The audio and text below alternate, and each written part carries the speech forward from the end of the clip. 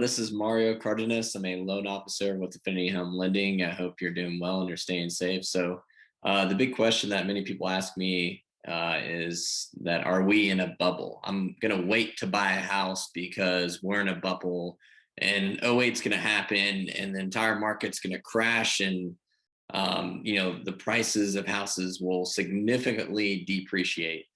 Long story short, I don't personally think that's going to happen.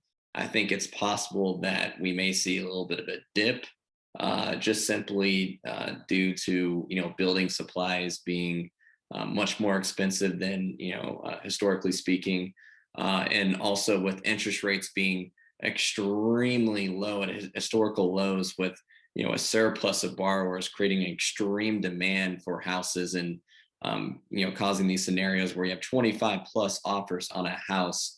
Obviously, that's going to allow the house to sell at top dollar and typically over the listing price. But as far as do I think we're in a bubble and an '08 is going to occur, I don't think so, because an '08 occurred because they were offering CDOs, collateralized debt obligations, essentially subprime loans that were these adjustable rate mortgages that had no periodic caps, that had basically no regulation to them whatsoever. Where to me, it's a simple math equation where when you basically originally get these ARM loans with what are called teaser rates, a borrower could essentially afford to pay the loan. But once these interest rates would significantly increase and have no regulation to them, then the homeowner would ultimately have to default on their loan. And this happened nationwide. So historically speaking, bubbles are usually market dependent on, it wouldn't happen nationwide. It happens to specific markets, like just kind of like living in West Virginia and an alternative source of energy comes out and the coal mining industry becomes a bust. That's a market dependent thing that's going to affect the real estate market there. But as far as an '08 occurring, I personally don't think it's going to happen. Current homeowners have, the majority of them, I believe it's about 97%, have conforming conventional loans that are at fixed interest rates, generally around 3% or even below. You hear people having 2.01 interest rates. I mean, the fact that they have those low interest rates that are fixed, I find it very highly unlikely for them to not to be able to continue making their mortgage payments. So obviously the supply of houses will not increase significantly.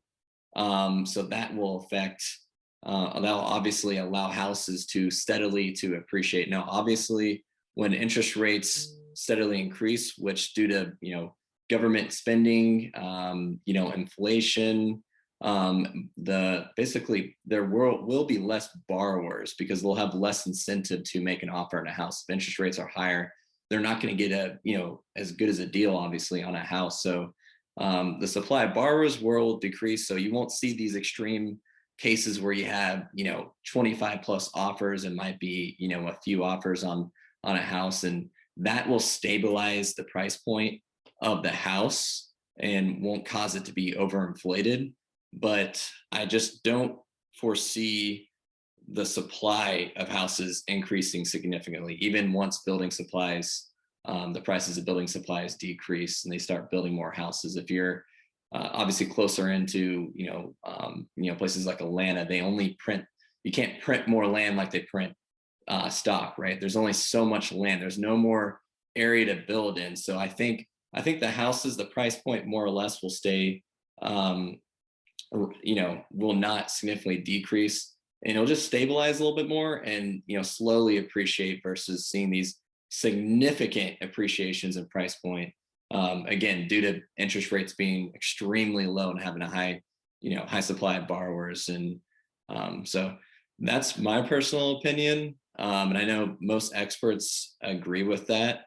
So if you have any questions, feel free to give me a call at 678-920-2747 or visit my website that is on the bottom of the screen here, and I'll be happy to answer any questions you may have. And another thing too is if you are in the market for a refinance, the FHFA actually eliminated the adverse market refinance fee. So essentially was a fee that lenders had to pass on to the borrower when refinancing.